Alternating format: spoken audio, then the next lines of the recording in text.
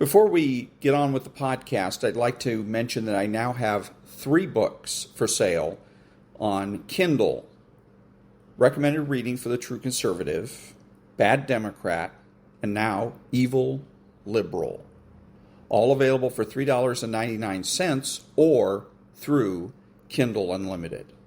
Now, on with the podcast.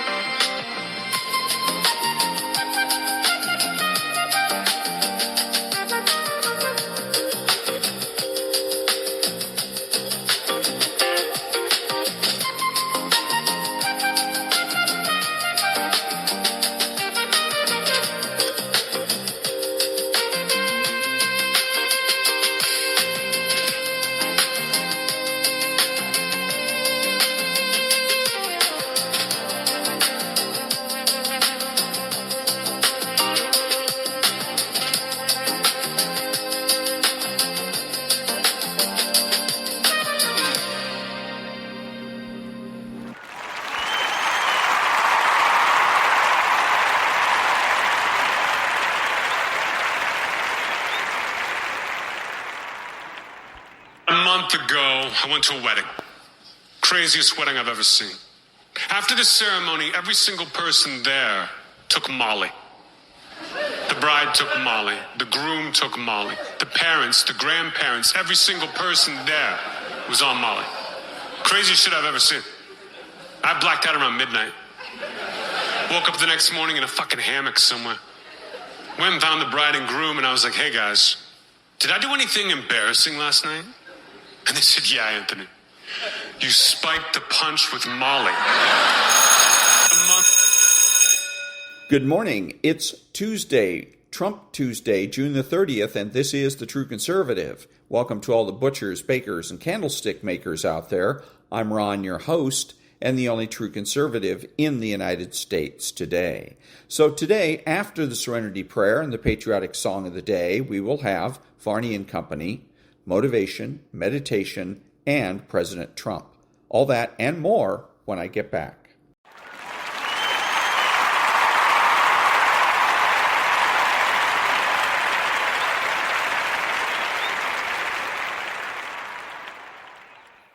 God grant me the serenity to accept the things I should not change, the courage to change the things I should, and the wisdom to know the difference. Amen.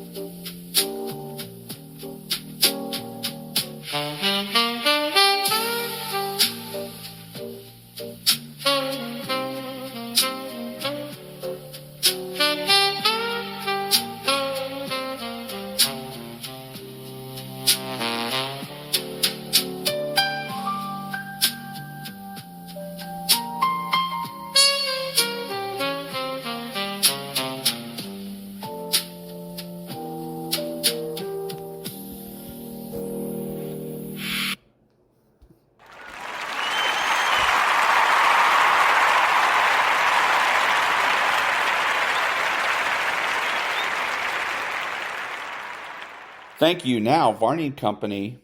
Company picks it up now. Stu, take it away. Hey, good morning, Maria. Good morning, everyone. There is a profound shift in politics. The socialists are sweeping through the Democrat Party. Today, they'll likely add one more Democratic socialist to their far-left bloc in Congress. Voters will head to the polls in Colorado.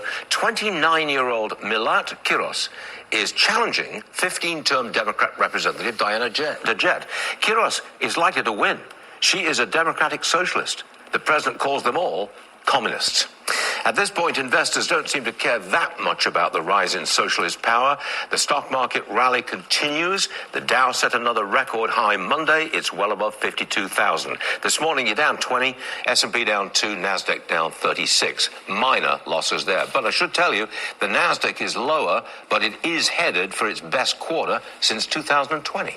Bitcoin, under more pressure, way below 60 grand. You're at 58.4, 58.3 as we speak. Oil sitting at $71 a barrel.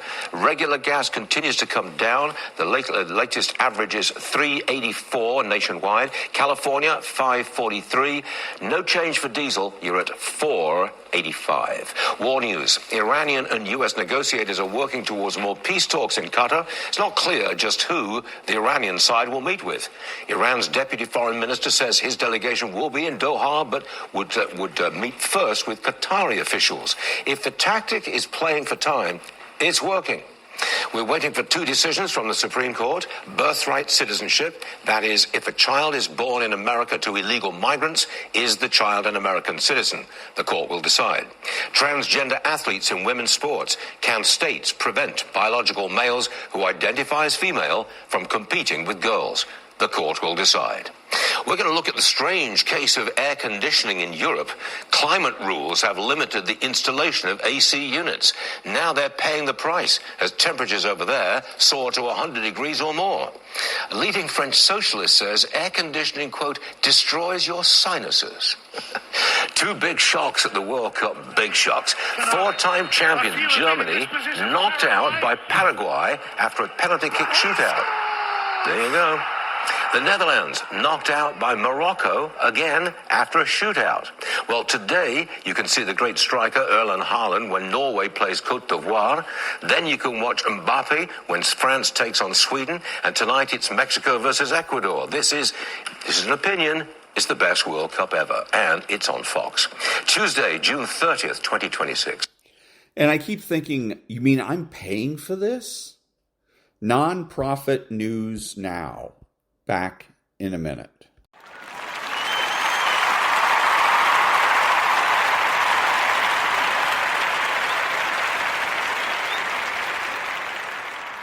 Thank you.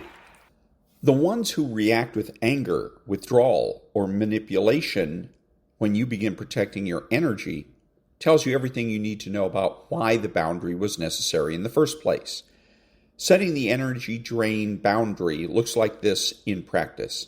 It looks like not answering every call the moment it comes in.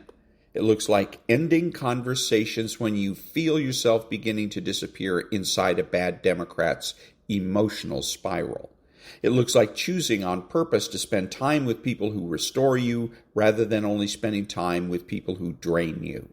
You're not a therapist. You're not a rescue service. You're a human being with a nervous system that deserves protection.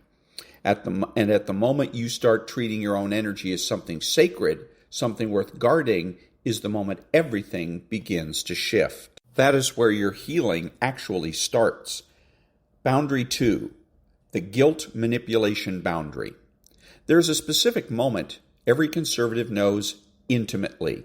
It's the moment they finally gathered the courage to say no, or to speak their truth, or to simply ask for something they need, and instead of being met with understanding, they're met with a look, a silence, a sigh, or worse, a sentence that starts with, "I just thought you cared," or "Fine, I'll figure it out." And just like that, before you've even had a chance to process what happened, the guilt has already moved in and taken over. Suddenly, you're not the person who set a reasonable boundary. You're the villain in the bad Democrat's story. And the worst part, you believed it. This is guilt manipulation. And for Democrats, it is the most dangerous dynamic that they will ever encounter. Precisely because it works so well on them. It works because conservatives are wired for empathy. They feel other people's pain as if it was their own. So when someone is in distress, their nervous system responds as though they have genuinely caused harm. Their blood or body floods with anxiety. Their mind starts scouting for what they did wrong. Their instinct is to fix it, to apologize, to take it back, to make the discomfort stop. And in so doing, they abandon themselves completely, not because they were actually wrong, but because they were made to feel wrong. The distinction you must understand is this. There's a profound difference between someone who's genuinely hurt and communicates that hurt with honesty and vulnerability, and someone who uses the performance of hurt as a mechanism to control your behavior. Genuine hurt sounds like, "When you said that, I felt dismissed, and I want to talk about it." Guilt manipulation sounds like, "I can't believe you would do this to me after everything I've done for you." One is an invitation to connection. The other is a sentence designed to put you on trial, and conservatives, because of how deeply they care, almost always confuse the two. What makes this boundary so difficult to set is that guilt manipulation rarely announces itself clearly. It disguises itself as approval. It hides behind the language of sacrifice. "I've given you so much. I've always been there for you. I never asked for anything." It presents itself as vulnerability when it is actually leveraged. The bad Democrat using it does so reflexively. Many bad Democrats who guilt manipulate learn this pattern early, and the behavior becomes automatic. The guilt manipulation boundary requires something that is genuinely difficult for conservatives. It requires one to stay grounded in reality even when someone is aggressively presenting a fantasy. It requires one to be able to sit in the discomfort of someone else's displeasure without immediately interpreting that displeasure as proof of wrongdoing. Learning to tolerate someone's anger or disappointment without collapsing is an act of radical psychological courage. In practice, this boundary looks like pausing before you apologize. It looks like asking oneself, did I actually do something harmful, or did I simply do something that was inconvenient? It looks like noticing the pattern with guilt consistently follows one's moments of self-assertion. It looks like refusing to negotiate one's boundaries mid-guilt trip, because the moment you do, you have taught that person exactly which button to press to get what they want in the future. Back in a minute.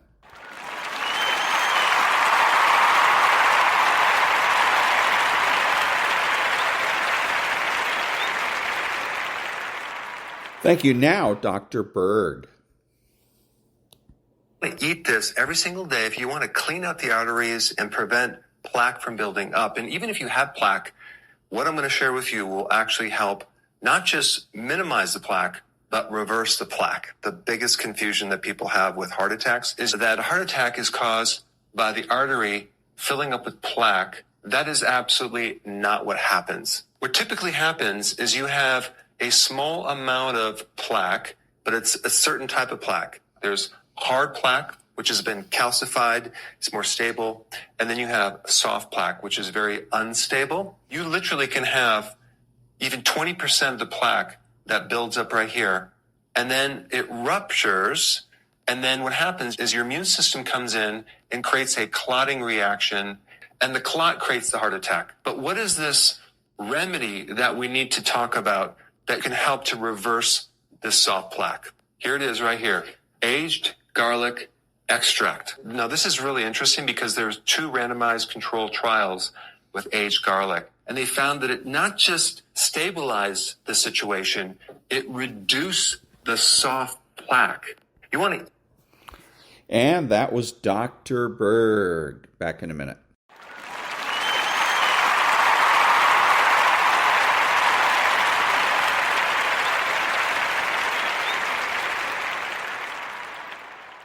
Thank you. Now, motivation. Oh, you want the rewards. But you don't want the work that come with the rewards. You know what you want, but you are not personally willing to do the work it takes to get it. What you're trying to do is do what you've done on this level and get the next level.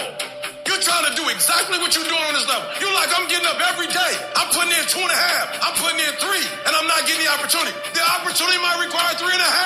I'm lifting weight. I'm eating right, and I'm not getting the opportunity. It might require getting up and working out 3.5. It might require you saying no to your friends. It might require you changing your diet. It might require you moving to another city. Whatever it takes, you got to be willing to do it. And you keep saying you're not there because of something else, because it's easier to blame somebody else. Don't be upset with the results you didn't get because of the work you didn't do. I don't want you to be upset. I don't want you to be angry. I want you to be like, I didn't get the results because I didn't do the work. I didn't show up on time. I didn't do what I said I was going to do. I hit the snooze button. I made an excuse. I didn't make adjustments. And you have not given yourself enough credit to say, I just need to get up a half hour earlier and my whole life will change. I just need to get up 1 hour early. I just need to work 1 hour longer. I need to stop hitting that snooze button. And if you were to make that one change, that one sacrifice, you would stop dreaming and start living it. You don't need to question the process. There ain't nothing wrong with it. You need to question yourself. If you want more, you gotta do more. You want the rewards, go do the work. Nothing happens until something moves. You have to do something. You have to execute. I don't care how small it is. I don't care how minuscule the movement is, but make movement. Move forward every single day, no matter what. That thing that you have to do that you know sucks. Well, the longer you wait, the longer it takes. Don't put it off till tomorrow. Don't voluntarily do anything tomorrow that you should be getting done today. Get it done today. Maybe you should get your ass up and go back to battling, go back to fighting, go back to winning. Get in motion again. Some days it's really hard. Shut it down and get your ass up. This stuff isn't easy, but you have to do it. Because the fact is, if you want a new life, you're going to have to fight for it. When that alarm rings, it is a wake-up call. And it's time for you to get up for you. Because you get to make a choice. You can choose to do what you've always done, which means you're going to have what you've always had. Or you can make a choice to show up as the new you. That you're going to not only wake up, you're going to get up for yourself. That you are going to become the driver of your life. This is not about whether or not you feel like it. This is about you building the discipline because you deserve to. Because that's the kind of person that you are. You get your ass in that gym and crush it. You bust your ass when you're doing cardio.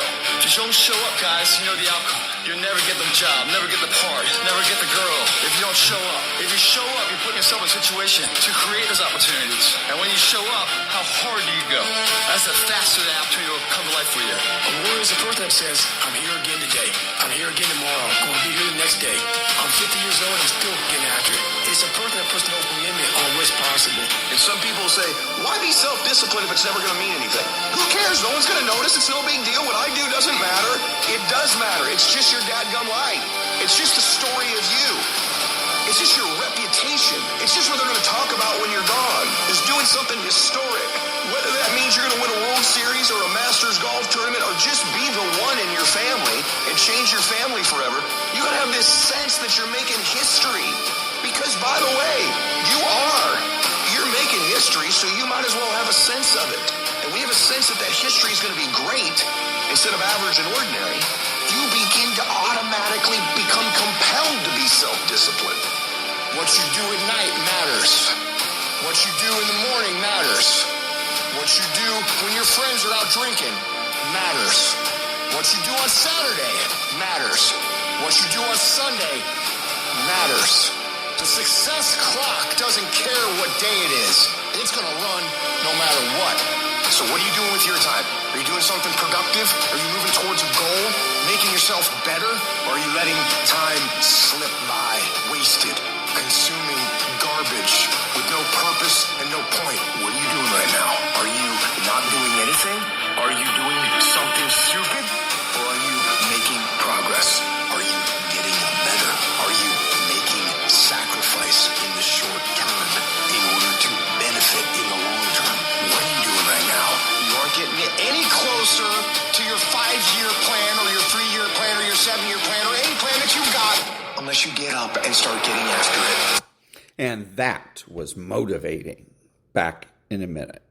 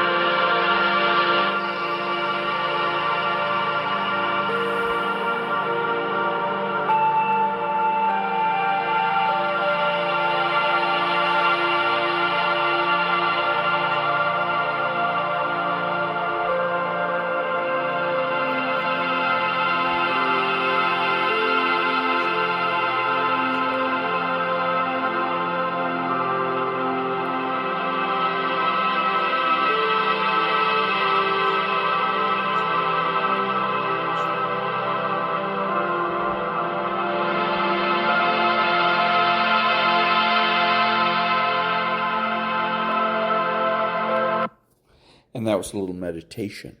Back in a minute.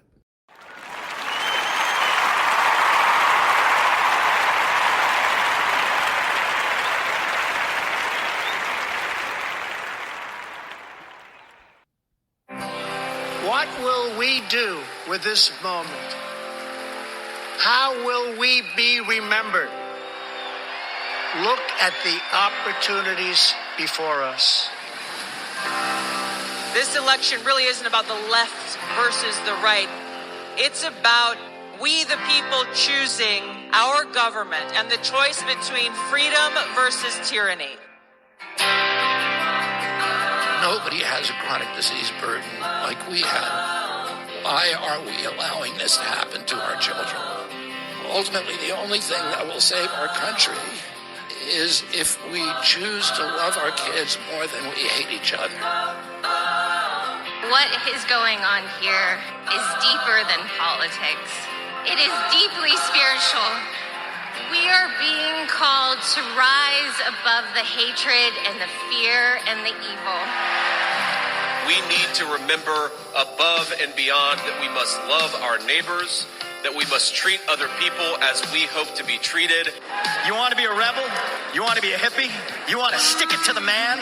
Show up on your college campus and try calling yourself a conservative. America is going to reach heights that it has never seen before. The future is going to be amazing.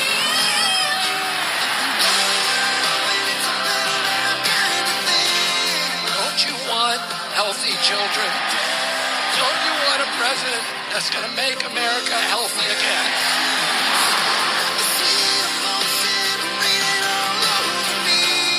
I come to you today as a former Democrat. I will be a first-time Trump voter tonight.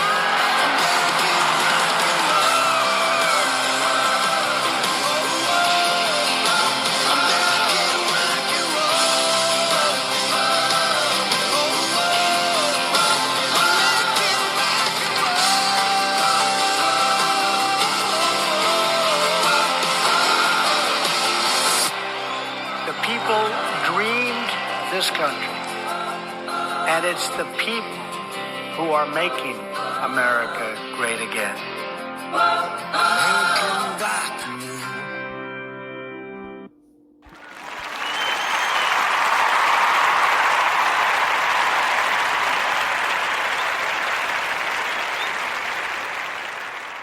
Thank you. This is Ron, your host, the only true conservative in the United States today, bidding adios to all the butchers, bakers, and candlestick makers out there, and reminding you that you're not neutral and that the government has no rights.